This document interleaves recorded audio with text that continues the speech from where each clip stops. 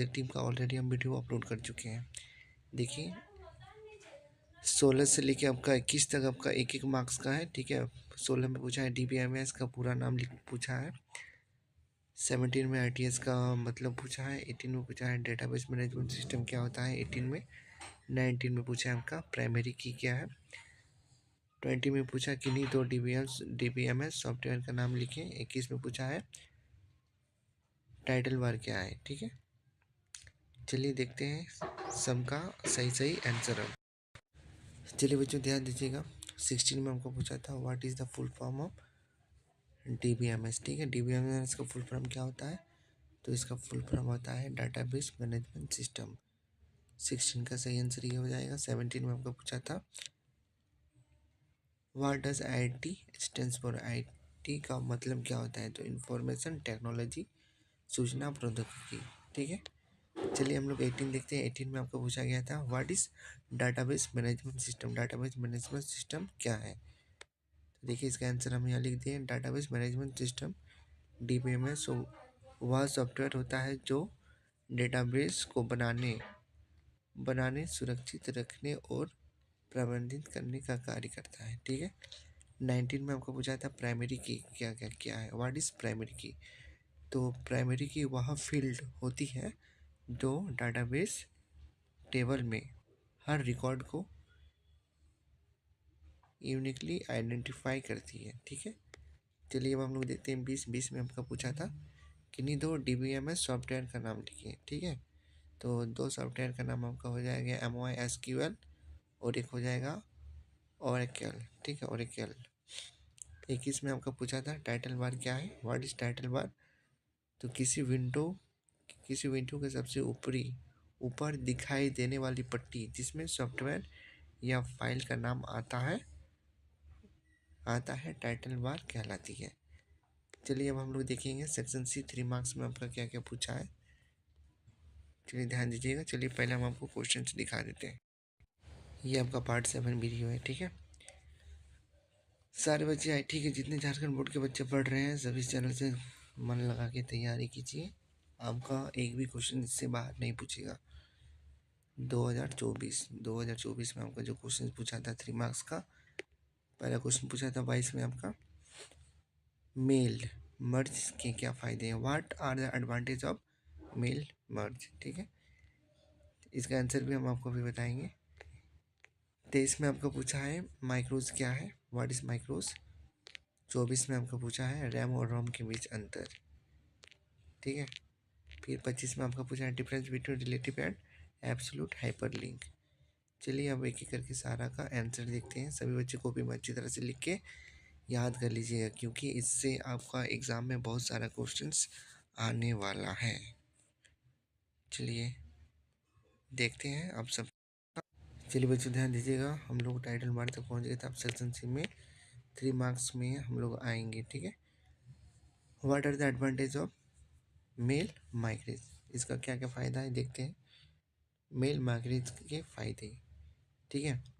Colour हम थोड़ा change कर देते हैं, येलो कर देते हैं। चलिए ध्यान दीजिएगा। पहला पॉइंट है आपका समय की बचत। एक ही लेटर को कई लोगों के लिए अलग अलग नाम, पता आदि साथ जल्दी तैयार किया जा सकता है, ठीक है।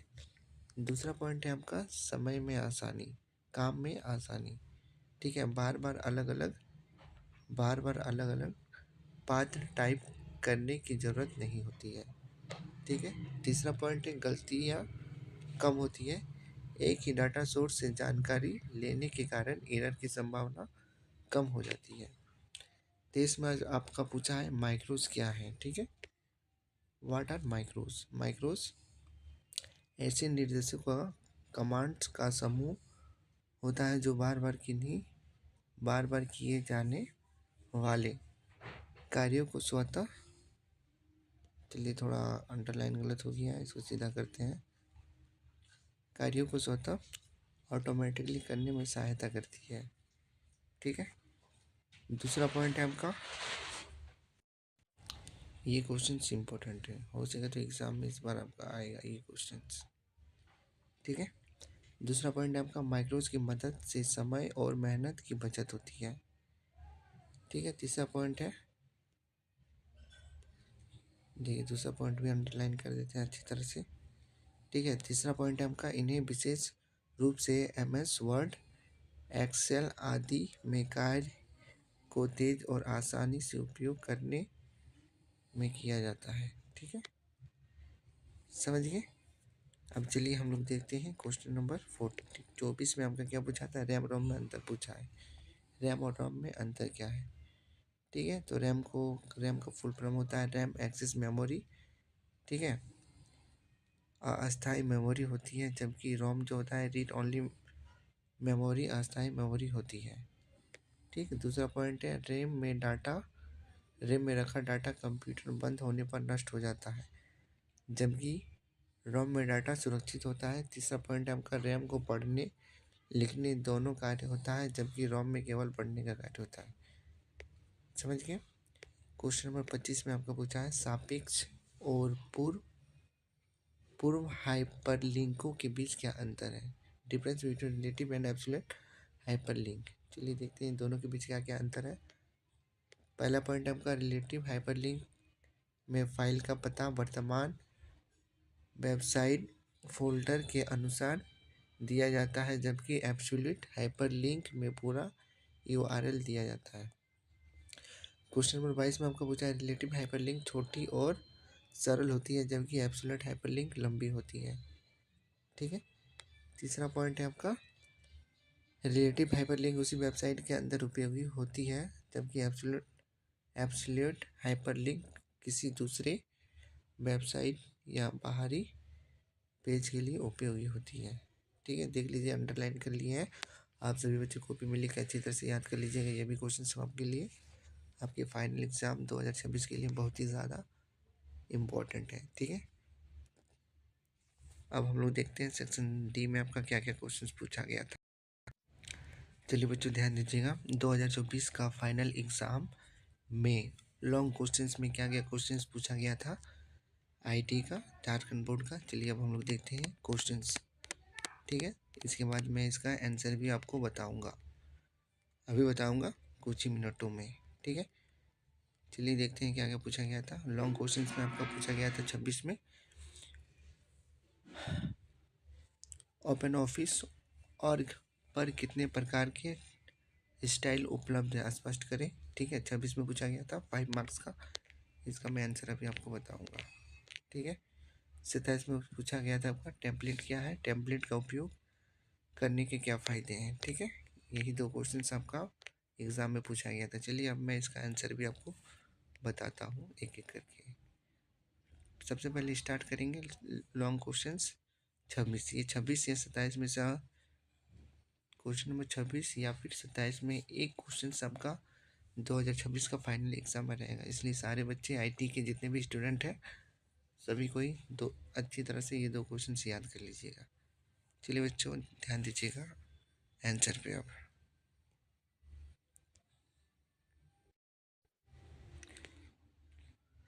चलिए बच्चों ध्यान दीजिएगा, ओपन ऑफिस ऑर्ग में कुल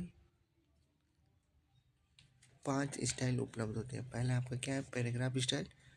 पैराग्राफ की फॉर्मेटिंग के लिए जैसे एलिमेंट, स्पेसिंग, फ्रंट। ठीक है, कैरेक्टर स्टाइल। ठीक है, अक्षरों शब्दों की फॉर्मेटिंग के लिए जैसे बोल्ड, आइटल, कलर।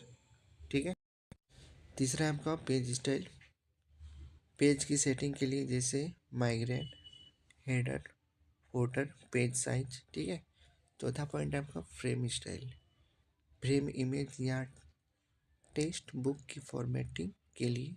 ठीक है, पांचवा पॉइंट है आपका लिस्ट नंबरिंग स्टाइल, बुलेट और नंबरिंग लिस्ट की फॉर्मेटिंग के लिए। ठीक है, यह है इसका सही आंसर। चलिए बच्चों अब ध्यान दीजिएगा, आपका आखिरी क्वेश्चन, क्वेश्चन नंबर 27। कलर थोड़ा चेंज करते हैं। ठीक है, ध्यान दीजिएगा, टेम्पलेट क्या है, टेम्पलेट की का उपयोग करने के क्या फ़ायदे हैं, what are templates, what are the advantage of using templates. ठीक है, तो टेम्पलेट्स पहले से बना हुआ डिज़ाइन फॉर्मेट वाले दस्तावेज होते हैं, जिनका उपयोग नया दस्तावेज जल्दी और आसानी से बनाने के लिए किया जाता है। इसमें पहले से फ्रंट लेआउट स्टाइल आदि तैयार होते हैं। टेम्पलेट के लाभ, टेम्पलेट का लाभ क्या क्या है, चलिए अब हम लोग देखते हैं। पहला पॉइंट हो गया आपका समय का बचत, बार बार एक ही फॉर्मेट बनाने की ज़रूरत नहीं होती है। दूसरा पॉइंट आपका एक रूपता, ठीक है, सभी दस्तावेज एक जैसे डिज़ाइन में बने होते हैं। तीसरा पॉइंट है आपका आसानी से उपयोग, नए उपयोगकर्ताओं भी आसानी से दस्तावेज बना सकते हैं, ठीक है। चौथा पॉइंट है गलतियाँ कम होती हैं, पहले से सेट फॉर्मेट होने वाले एरर कम होते हैं। व्यावसायिक रूप, दस्तावेज अधिक आकर्षण और प्रोफेशनल दिखाई देता है, ठीक है। इसके बाद मैं 2023 का भी सब्जेक्टिव वीडियो बना के अपलोड कर दूंगा इसी चैनल पे, इसलिए आईटी के जितने भी बच्चे हैं झारखंड बोर्ड के, चैनल को ज़रूर सब्सक्राइब कीजिएगा, ठीक है। MK classes check. आप सभी बच्चों का धन्यवाद। मिलते हैं पार्ट 8 वीडियो में आईटी का, तब तक के लिए नमस्कार आप सभी को।